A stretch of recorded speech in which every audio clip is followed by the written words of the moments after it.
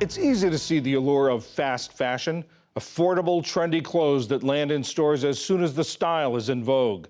The industry is valued at over $100 billion. The brands are particularly popular with young consumers. But the industry is under scrutiny for poor working conditions and using cheap textiles that end up in landfills after only a few wears. Ali Rogan tells us how Chinese company Shein, which is one of the fastest growing fast fashion brands in the world, is trying to repair its public image and the reaction to it. Recently, Shein invited a group of influencers from the video sharing app TikTok on a paid trip to its so-called innovation factory in Guangzhou, China. The influencers posted glowingly about the company and the factory's conditions.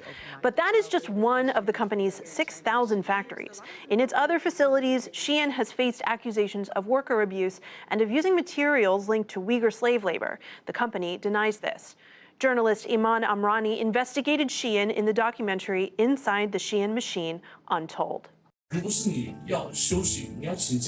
you want to take a day off or go back to your hometown, your wages will be deducted. This is completely unreasonable because there is no rest at all. I feel really, really tired, exhausted. And Iman Amrani joins me now. Tell us more about the accusations that Shein faces. So thank you for having me, Ali. We discovered that there were people who were working 18-hour days, which is against the law in China. It's also against Shein's code of conduct.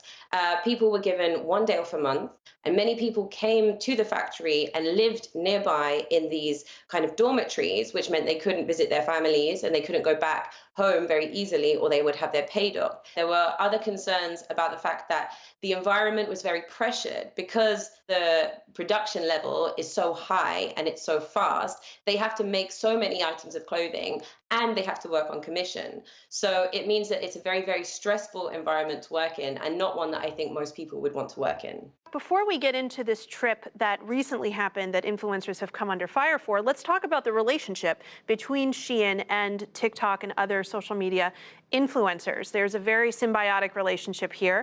Well, Shein as a brand doesn't really have a face, as it were. So the influencers that it partners with become the face of the brand. So they partner sometimes with micro-influencers, which are influencers with around 10,000 followers or less, who generate trust with their followers. Because it's a small community of followers, they feel very connected to those influencers. But the influencers who went on this trip, some of them have 500,000 or 1 million followers. So they really work with influencers across the spectrum, hoping that they will advertise to consumers that will spend money with them.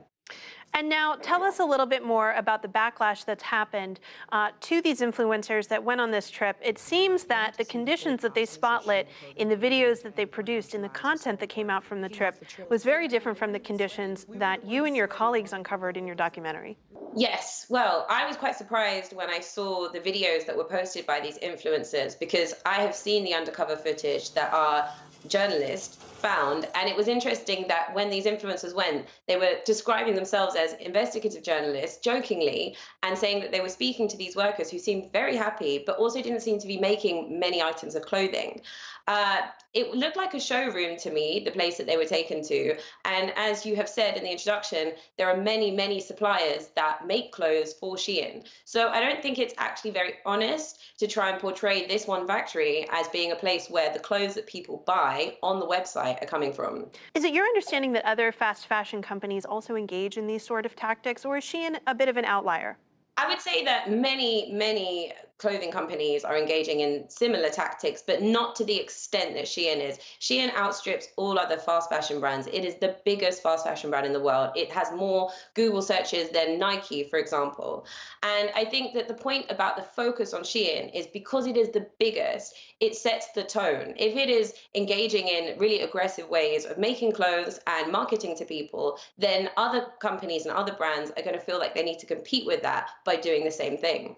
The influencers themselves have been coming under a lot of criticism for going on this trip and accepting Shein's spin without really challenging it. What do you make of that criticism? I think that it's really unfair for this criticism to be laid at the feet of the influencers. The responsibility is with the brand. And as I say, the brand doesn't have a face. So the influencers become the face of the brand. And you end up with people arguing about the influencers and forgetting about the bigger picture here, which is about what the brand's practices are like. And I think it's also unfair to put influencers in this position. There is a reason why they don't invite journalists to come and have a tour of the factories. They invite influencers who operate in a clout economy. They are people, young people who are aspirational. They want to be seen to be fashionable and to be seen to be in demand. What I don't understand is why they didn't do their research in the first place. Although I do think that now they've definitely had a backlash, and I think that we need to take a step back from that and keep focusing on the brand. Some observers have also pointed out that Shein appeared to invite only a certain segment of the influencer community, particularly those from underrepresented groups. There was a plus-size influencer. There were a few women of color on the trip. What do you make of that observation?